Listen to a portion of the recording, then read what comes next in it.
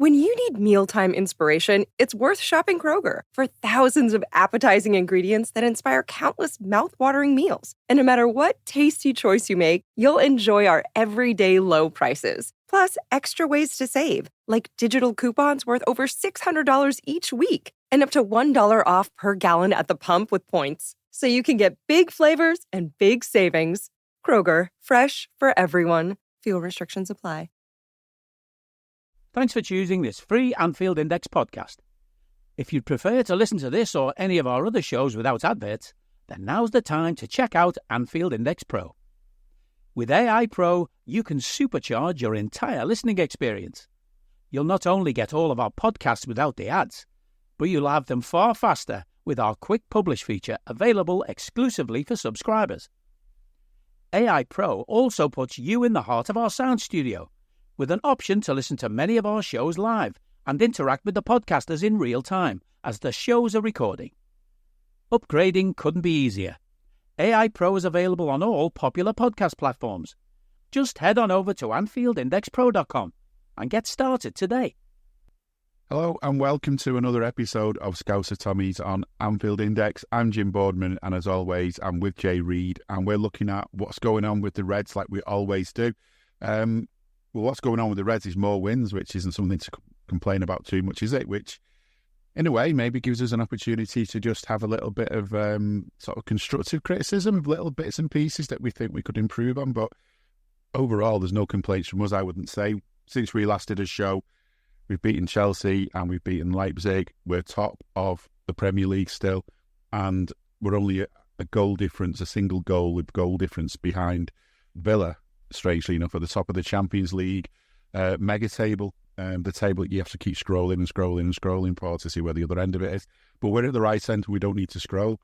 I don't think there's anything major that we can be sad about. I think, so far so good. There's still sort of all those worries that we had at the start of the season. I noticed Slot after his press conference the other night was talking about why he'd taken Salah off early, and it was about just making sure you've got a fit player. And no doubt you're playing Leipzig, and no matter how hard you try and do the one game at a time thing, you can't get out of your head that you've got a big game against Arsenal on the Sunday. And so he's rotating at the front, but we've still got that worry about rotating at the back, whether we've got enough, certainly a centre-back. But we'll see. We'll see how it goes. And to be honest with you, even if you have the other players waiting in the wings the way those two are playing, the two centre-backs, you maybe wouldn't want to rotate them. You wouldn't want to mess it up. So it's all good. It's all good fun. It's all good times. But Chelsea, I would say, I was quite pleased with how we played. I thought the ref tried to play a part in that. Strange game, but in the end, just watching it, the atmosphere wasn't great to start with, but as it went on, I don't know, it ended almost like a European night, and that's what we want. For these home games, that's what we want. And we'll no doubt come on to Arsenal in a minute, but I think, maybe talk about how you can do that in reverse when you go away as well. But Jay, I don't know, from what I've just said then, I think we both said as we were chatting before, we're happy with how things are going. A couple of things that we might want to pick up on, but on the whole, we're doing well. Darwin's on the score sheet. It's still the start of the season that we wanted. Yeah, and as we keep saying, we've not been beaten in your opinion. You didn't see the Forest game. It's quite annoying now just looking back and like how much of an anomaly that was in terms of performance and obviously the results. But I think if anything, Slot and his coaching team have learned from that. You look at that was a game after the international break, and albeit Saturday 3:00 kickoff that was, if I remember rightly, and then Sunday 4:30 for the Chelsea one last week. Yeah. After the international break, so it's an extra 25 and a half hours. But he didn't go with Luis Diaz from the start. I can't recall if McAllister started the Chelsea game or not. No, Jones came in for McAllister. Right, so he was a bit more, knowledgeable in thinking, well, these lads have travelled halfway across the world, and as we said last week, McAllister probably didn't need to actually play for Argentina, but so be it, national pride and whatever he feels as though he probably really wants to represent Argentina, and I'm sure maybe Lionel Messi might have a word of that and say, well, I I trust and rely on this guy. Can we get him over? So if Lionel Messi said it, then Argentina do it. But yeah, you know, it was an approach where you probably thought, well, you know, I've got fresher players in Jones and Gakpo to come in, who, you know, had only travelled across Europe and were back probably 3 or 4 days earlier than the South American lads. And, you know, he's learned from that, and from all intents and purposes, the performance was decent. I was not able to watch the first half because I was down at the Home of Football, which is Wembley, watching the American version of football. But then I had the joy of sitting in a nice London boozer afterwards for the second half, surrounded by not many Liverpool fans, needless to say. It won't be a surprise. So, you know, when the second goal went in, not long after the Chelsea equaliser, it was a joy to have a little bit of a vocal celebration. But, you know, you've got to let people know where you are and where you're from. So, yeah, like, you know, it's good to see that, you know, we're learning, and as we all know, this is a different brand / style of football that we've got to get used to. But, you know, the signs are really positive, and as we said before we started recording, and I should introduce the show, that, you know, you can wax lyrical about this team because there's not much really to say that's wrong. So we're maybe going to have a little nitty pick on things, and I think as we said again before we started recording, these are things that, you know, constructive criticism. We're not really having a go to say this is really wrong. But, you know, if a player was sat down in front of you and they said, right, come on then, you're a fan, you see things from a fan's point of view. What do you think I could do? And I think, you know, every single player in this team, you know, you go from, you know, the top stars of Van Dijk and Salah and Trent all the way down to, you know, the academy lads, and say, like, you know, how can I get in the team? Or, you know, Mo Salah would happily probably sit you down and say, like, if I can get better in one way, what do you think it is? And if he thinks that will gain an extra 2% in his game, you can probably guarantee Mo Salah will go away and work on it, because that's the type of mentality and player that he is. So yeah, like, with a slight disclaimer before we get into it, that we're not having a moan. We're just maybe looking for ways to fine tune this, what is a pretty well-oiled machine, even better. Yeah, and I think I've always had that attitude. I mean, especially because I've been lucky enough down the years to meet players and that, and, you know, you don't want to meet a player and you've been slagging them off relentlessly without any sort of thought to it. You shouldn't do that anyway. But I always think, you know, if you've had a criticism of them and you've done it in a constructive way and a way where you want them to do better, the only reason you're coming up with it is because you want Liverpool to be better. And I don't know, I'm one of those people who, like, I hate that whole image. I mean, I had 3 daughters, so I've not really had this to worry about too much, because women's football wasn't a thing when they were younger. But you know, the dads on the touchline who are just like absolutely bollocking their child, who's just, you know, maybe slightly misplaced a pass. You know, and they want this absolute perfection out of the child, and it's just, you know, all the angry dad coaching stuff that you see. You know, I just don't see what the point is of that. You're better off, you know, letting them do what they're doing, give them little hints, give them little tips, try and work with them if you're going to do anything.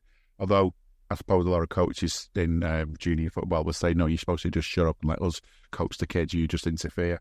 But no, it's got to be constructive. And I'd be constructive about anyone. I mean, the only people I'm not constructive with are referees. I mean, the one on Sunday, I try to be constructive. I always try. The one on Sunday just seemed to be, I don't know, just seemed to be making random decisions, which is what we seem to get with refs. You know, when you're not sure about something, you always get like, oh, that's a blatant penalty, that's a blatant dive. And then anywhere in between where you're not totally sure, you seem to get these random decisions. And I think he was another one of those on Sunday. But what I think we learned under Klopp is you get refs like that and you get games like that, and you've just got to keep going and keep going and keep going. If you're not, you know, if you're not ahead, you'll get ahead. If you're on level terms, you'll get ahead. And if you're ahead, you can stay ahead. You just keep your head. Well, the refs are hard to keep constructive criticism of. But another thing I noticed on Sunday, and you just mentioned it then, I noticed it on Wednesday to some extent as well, but it really kind of stood out to me on Sunday. There was a point in the game we were 2-1 up, and Diaz was sort of bombing towards the goal in the way that he does. Can't remember the exact time, but, it's getting towards the end. And in your head, you're thinking, right, he's going to pass now. He's going to pass one of the other two lads that's running streaming forward. And we might get a third here, put the game to bed. But he didn't. And it was almost as if he thought, hang on, no, can't do this because that's still a risky pass. They're good on the break. What we don't want to do now is pass the ball, mess it up. They come on the attack and then they get back to 2-0. We just don't want that. And I think, that was just one example where it stood out to me. But as you sort of watch the games more and more, I think there is that feeling now that, we're going to win games 2-1 and 1-0 more than we're going to win games. We're not going to win games 5-1 very often, in the sense that we're not going to get that cushion, which is hard to watch in some ways because I always like, you always feel worried at 2-1, you always feel worried at 1-0 and so on. You wait for that goal to be conceded. It's how we're being conditioned, but I just don't think we're going to do that now. I think there's this sort of new way of playing, which it will take some getting used to, but the more I think about it, I would much rather have a load of 1-0 wins than a load of, a few 3-1s with a couple of 1-1s thrown in there. We're top of the league for a reason, and I think that's a big part of it. Yeah, I think didn't Slot say himself after the game that I'm not sure where to go, but basically, you get the same amount of points for Chelsea or Nottingham Forest, and obviously Nottingham Forest have gotten on.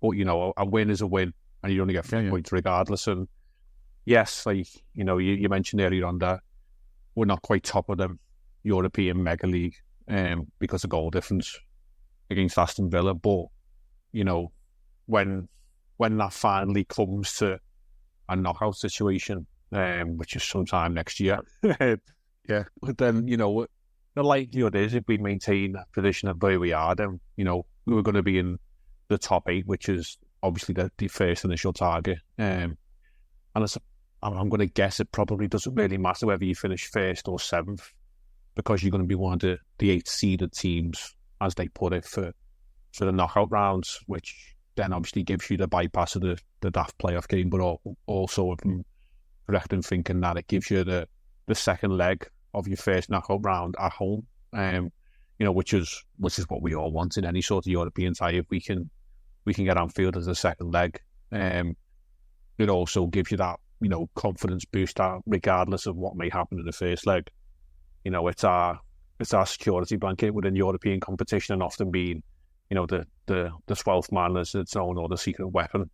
And in regards to domestically, we've got our nose ever so slightly in front in the league standings, and if it was perfect and you continue to go on this run and win games, well, not that you're at that point at this time in the league, but nobody can catch it if you're ahead on points. The goal difference doesn't really matter, and I think we probably learned early on under Arne Slot that a professional approach will be taken in terms of games management, and also in terms of fitness and training techniques and approach to games. And it's come as a surprise to many that Ibu Konate, for example, has started a run of games which we've never really seen before in his Liverpool career, and Ryan Gravenberch has been a revelation, not only in terms of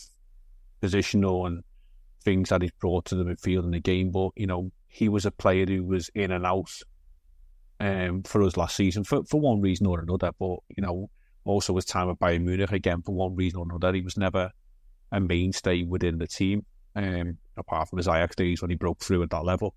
But we all have been told it's down to training methods, conditioning, not overworking the players when they don't need to be overworked. And I even saw within the AI Discord last night, that on Wednesday the team stayed in Leipzig after the game, and when I had a quick look, they only flew back yesterday afternoon, which is, as we record Friday, so Thursday afternoon, like mid-afternoon, 3 o'clock, they got back to Liverpool. So, in times gone by, we were so used to, European away in Central Europe, the team would probably fly back and land at, 3, 4 o'clock in the morning. And then, what good is that doing to the bodies where they've been able to go back to the hotel within Leipzig and probably get their head down not necessarily an earlier time, but, much earlier than what it would have been had they have flown home. Have a decent night's sleep, probably, get up and have a sort of recovery session, and then fly back over Thursday afternoon, and, Thursday evening is free for the players, and then, they're back in today, Friday, and prepare for the weekend. It seems like such a really obvious thing to do, and it helps that we've got a fixture on Sunday rather than Saturday. But that's how the league should be set up for European games. If you are travelling away on a Wednesday in European fixtures, give us a Sunday game. It works in other leagues where you will move fixtures around and bring them forward and push them back to aid that team's potential progress within Europe. You'll often see within Germany a team that's playing on Tuesday in the Champions League, the game might be moved to Friday night, just to give them that, extra little bit of a buffer to prepare the team and allow them to be ready. And it seems like in England that to do anything to, rush you back and get you back on telly. If they could have given us a 12:30, they probably would have, but they can't. The FA or whatever will probably be sitting there going, well, English clubs haven't really done so well in Europe over the last few years, but they're not helping them. They're not, giving them the tools to make sure that they can progress. So, yeah, it's a new methodology that we're all getting used to. But if these are the rewards that are being reaped from it, then, long may it continue, and, the success hopefully will then come afterwards. It sounds so short-sighted as well from the likes of the FA and the Premier League and the game in this country, because, so Liverpool's team you've got Jones, you've got Trent, not exactly brimming with English players, but overall, all those teams playing in Europe that are Premier League have English players in them, and almost everyone that gets picked for England. I don't need a VPN. I've got nothing to hide. This is what I used to tell myself before I hooked up with LibertyShield.com. Not only is my home internet now fully encrypted, but I can now access all the websites I want, whenever I want, and do so from absolutely anywhere. As a Liverpool fan, I love to know I can now watch every match, regardless of whether it's on UK TV or not. My Liberty Shield VPN makes sure nothing is blocked and guarantees me super fast streaming speed throughout that match. You can get connected right now with their software package, which includes a 48-hour no-obligation free trial and instant access to their apps for Apple, Android, Fire TV, PC, Mac and Android TV. Or go a step further like I have and get one of their pre-configured VPN routers. These small but powerful devices allow you to easily connect every device in your home to VPN, making it the perfect solution for smart TVs, Mac boxes and games consoles. Visit LibertyShield.com today and use coupon code AIVPN25 to get 25% off at checkout.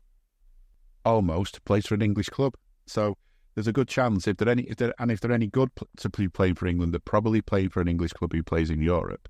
So it actually helps the English national team if you can help the English clubs just to have a bit more of a sensible schedule. Just make it that bit easier. I mean, that night in a hotel, it's just, I don't know. I mean, I've done a couple of European finals where we did it madly in a day. The people I was with you fly sort of first thing in the morning and you fly back straight after the game almost, and that's just watching a game. Okay, it's a bit of work involved, lifting your arm to put some pints to your mouth and things, a bit of cheering, a bit of running around. But you're absolutely drained for days afterwards because it's such a hectic schedule. You're up early, out late. And I just can't imagine how good it is for players. I mean, I know they'll have more comfortable seats on the planes than I had and things like that. But even so, it must take its toll. And you just think that they just have this sense. They do so much science as well in the game. Even the England lot do all this science. The FA has all these banks and banks of people that look into the scientific aspects of the game. Yet no one's got the sense to just go and say, well, let's have a look. It's some of the smaller stuff that makes a difference, and it's those little things that can make a difference. And I'm glad, that we've done that. It's just, I hope, let's see more of this over the season, as long as the Premier League, of course, don't manage to fit any more of these stupid kick-offs in that they like to do to us. On the European side of things as well, I mean, let's get on to what we sort of hinted at a little bit. Liverpool's injuries, I mean, for the weekend coming ahead, I'd say our injury list is less of a nightmare for us than maybe Arsenal's injury list is for them, but we'll come to that. But one injury person that's being missed, we've kind of got used to it now because even though he'll be out so long, he's our goalkeeper. I think when Slot was asked about it in the press conference, he had to be asked again about him. He said, well, he's definitely not in the plans for quite some time. He's not even at the stage yet where he's starting rehabilitation. So it's going to be quite a while before we see him playing, which means we've got Kelleher in.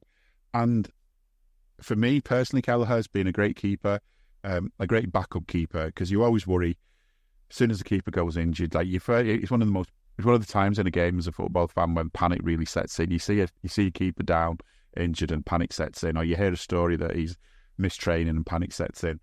And I have to say, Kelleher has made me feel less panicked than I used to when that was the case, which is a good sign, But at the same time, he's a great number 2, but the thing is we're having to use him a lot, to the point where I think we might have even called him a sort of our 1.5 keeper, because he's played, is it 50 games now or something for Liverpool? Or it might even be 50 league games. That's a lot for a second choice keeper. That's a lot of games that our main keeper's been missing. So we need someone we can rely on. Now, I as I said, I've not massively got a lot of complaints about him because I only think of him as a number 2, but there are some issues with him out there, as you were thinking of, you were just chatting before, which makes the signing of our new number 2, if he's going to be that next season, all the more important.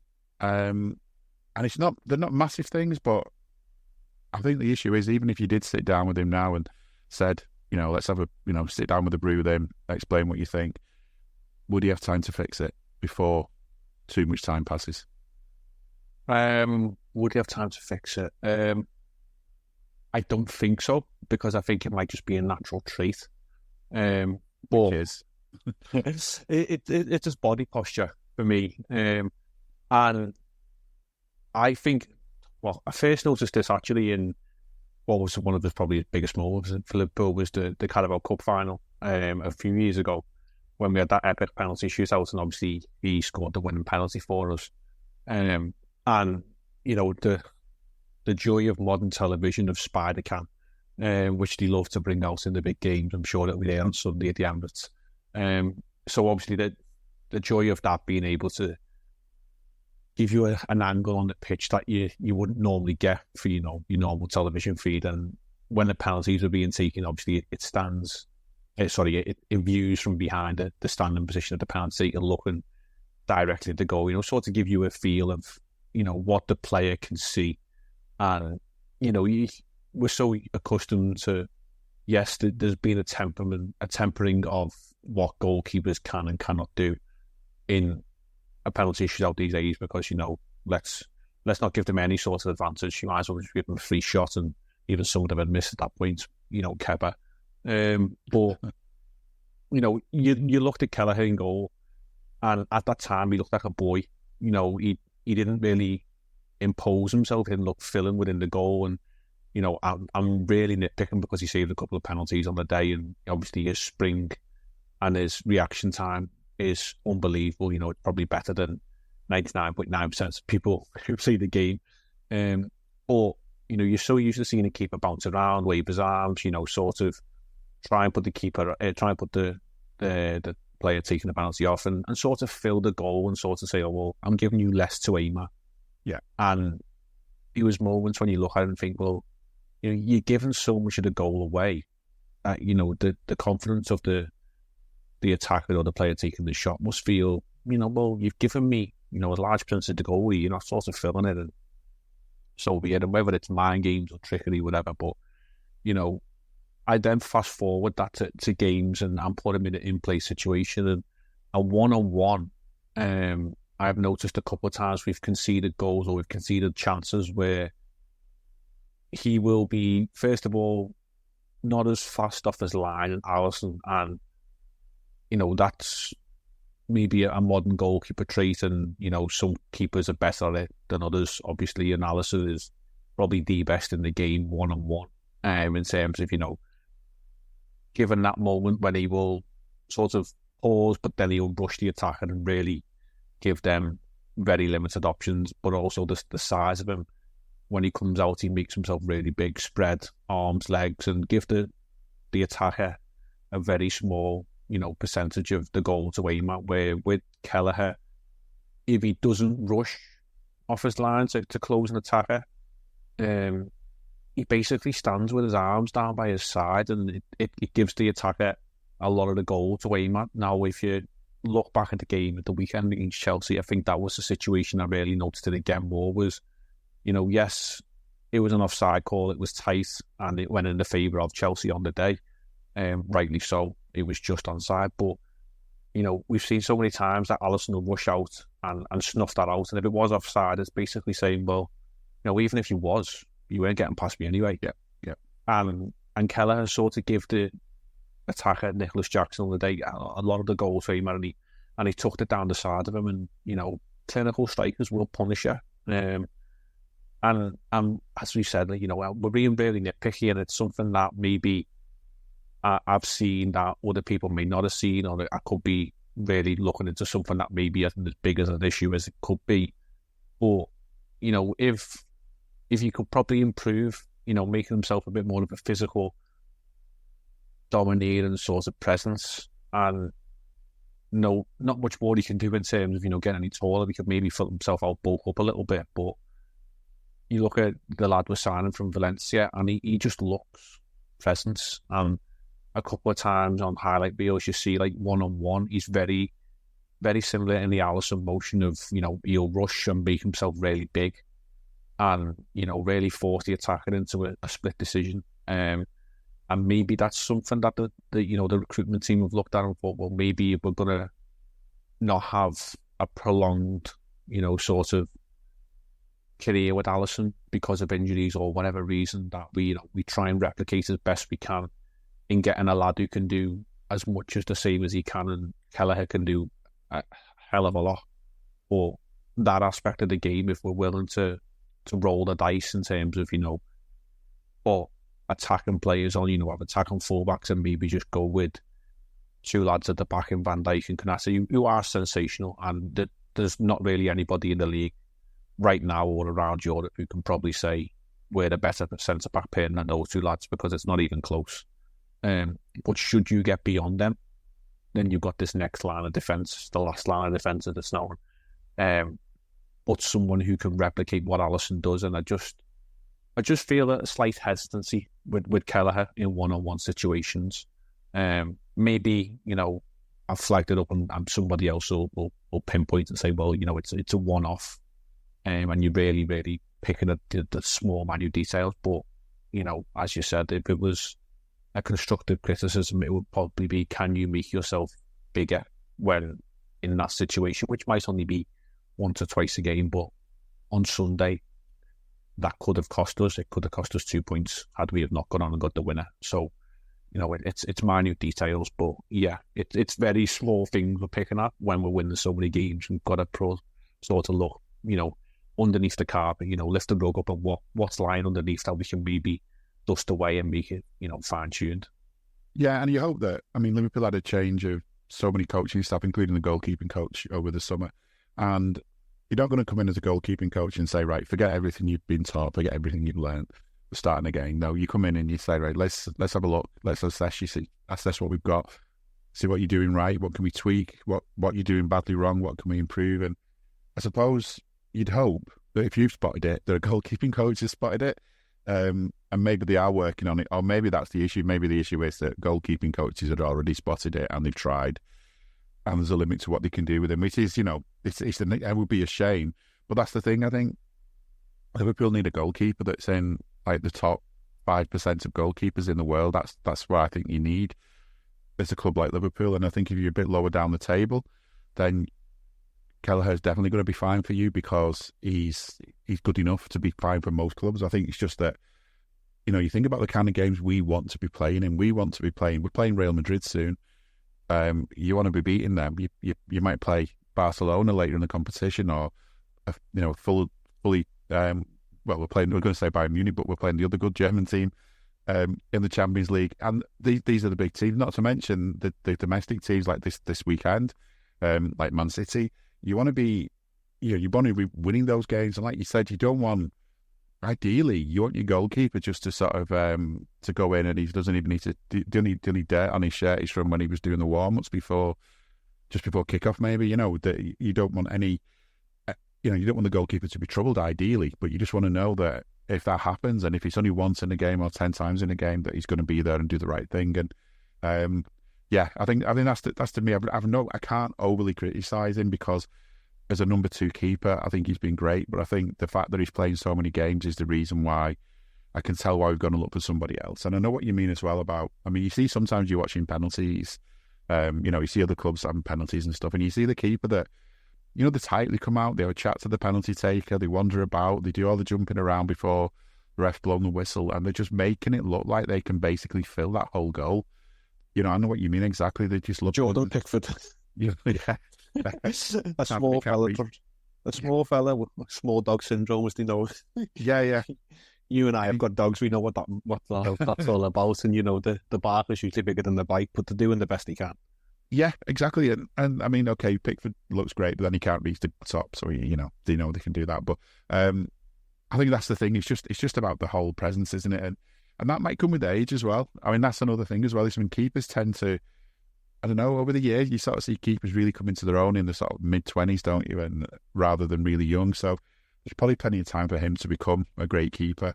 But I get what you're saying. And you could probably go front to back in the team. And as you said, even with Mo, you can sit down with Mo and think of something you want to criticise him for. But I think we'll lay off him for now until we know what he's doing with his new contract. Don't want to upset the apple cart too much in case he's on the verge. We don't want to be the ones that he says, I was about to sign.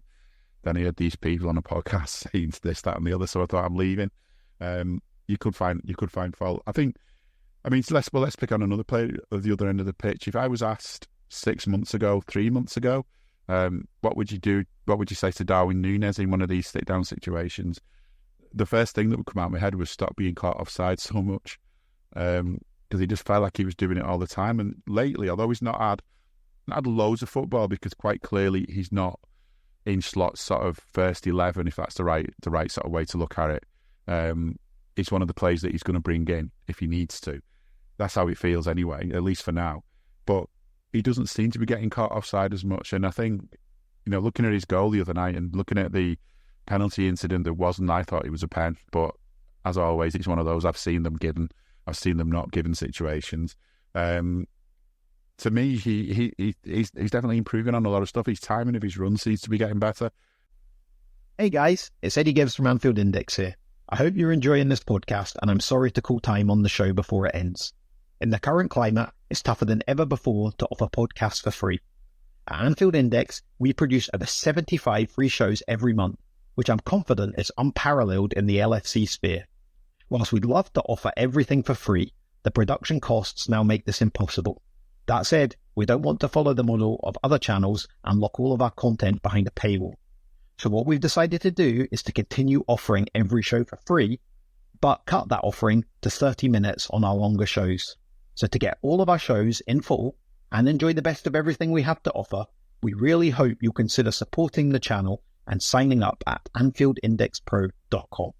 For about the price of 1 cup of coffee, you'll get every podcast in full with 0 ads.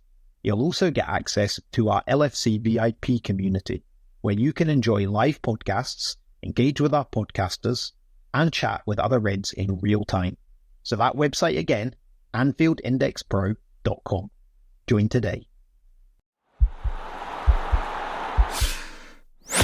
This podcast is part of the Sports Social Podcast Network.